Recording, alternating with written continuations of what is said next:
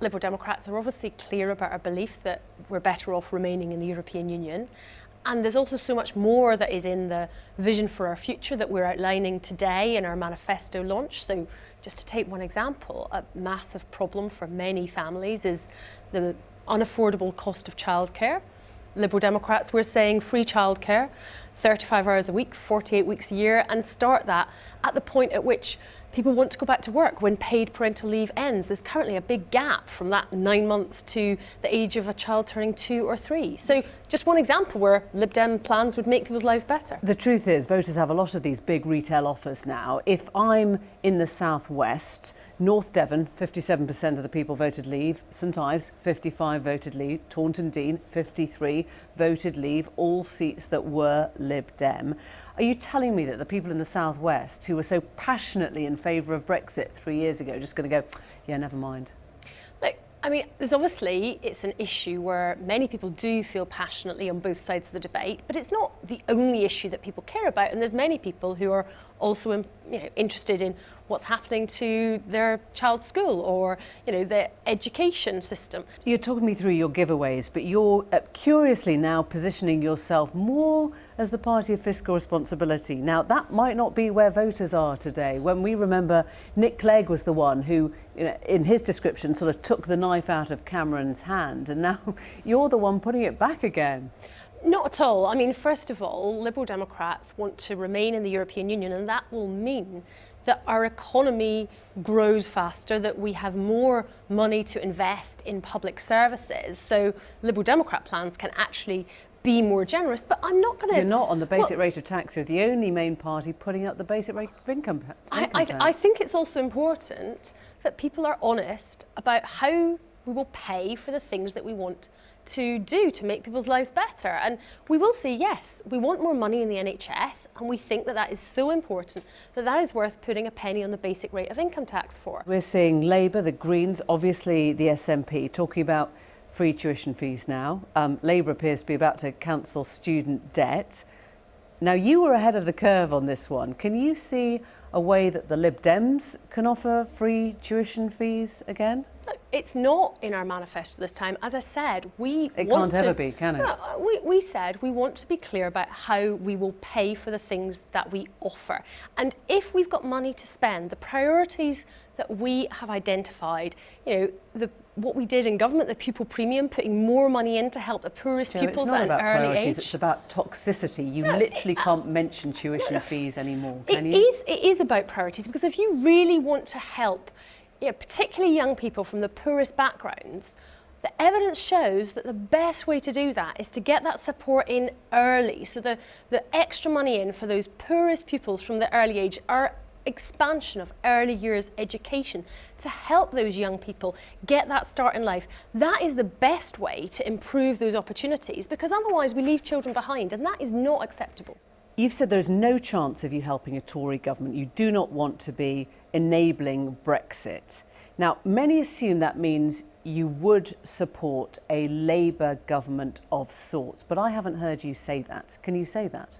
Look, the Labour Party is led by Jeremy Corbyn. I'm not talking about Corbyn. No, I'm talking about the Labour Party itself. Well, hang on a second, because some people would like to have a different type of Labour Party, but the Labour Party is led by Jeremy Corbyn. Some of their MPs tried to get rid of him and failed. And this is a man who wants Brexit to happen, but more than that, who has entirely let down a whole section of our community. So tell me that's your red line. Tell me your red line is get rid of Jeremy Corbyn and I will work with you in some kind of government. Can you say that to me here? Well, we're talking about a hypothetical, and I think some people Everything's a hypothetical. Yes, indeed. But some people assume that if Jeremy Corbyn wasn't there, that the Labour Party would be markedly different. And I don't think that's a safe assumption to make. So I don't know what the hypotheticals will be, but I don't think that is an assumption that we can make. Not least because I have spoken to many people in the Labour Party who have looked at, for example, the inability of Corbyn and those round him to tackle anti-Semitism, and they've failed. I understand why you're concerned about Jeremy Corbyn. What I don't understand is what you are prepared to allow or to vote down. You would presumably vote down the Queen's speech from a Conservative government. Liberal Democrat votes are not going to be supporting Boris Johnson or Jeremy Corbyn, and that is the reality of Labour or Conservative. Get rid of the characters. We know you don't like the characters. But you can't You tell me a world in which you could support Labour. Are there people in charge of Labour that would help you support the party? So at the moment, it is not easy to envisage. We have two parties that have so vacated reason and any kind of,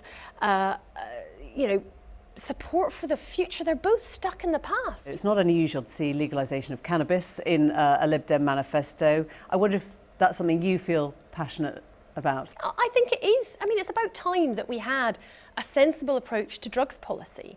There's police time that gets used criminalising young people who are doing something which, a big chunk of the population, of the adult population, admits to having done, and which you smoked as a student. I know have you had it since? Have you smoked it or eaten it since then? No. I mean, certainly not in any kind of recent sense. But I did at university, and you know what? But nothing since then. You're not a regular user, or you don't enjoy it. I mean, I did at the time. I'm not gonna be one of these people that says, I tried it once and I didn't, and I didn't really inhale. Yeah, I enjoyed it, and it wasn't unusual. It wasn't something that was, only a tiny number of people, and all of the evidence shows lots of people do it, and we should enable them to do it more safely if they're going to, where it can be regulated, where people can understand the strength, where police resources can be diverted to dealing with, serious drug dealers and, those involved in the organised crime.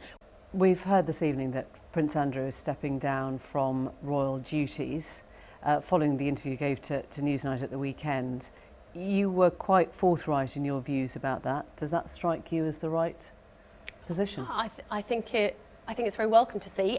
It's important that these issues are taken seriously, and the people that matter the most, that should be at the centre of all of our thoughts in the Epstein case, are the girls and young women who were victims of sexual abuse, of trafficking, and I think that's why that interview was so important, and why what Prince Andrew denied it. He denied any involvement with the woman that came forward. Should he still have to retire from public duties because of the perception? I think it is a decision that he has taken. He has understood what could only be described as deep unease within the country about how he spoke about these issues in that interview. The use of words like unbecoming. This is not unbecoming. It's behaviour which is criminal behaviour, appalling crimes, and I think that cannot be dismissed in that kind of way. And I think that it's a very welcome step, the statement that he's made tonight. Jo Swinson, thank you. Thank you.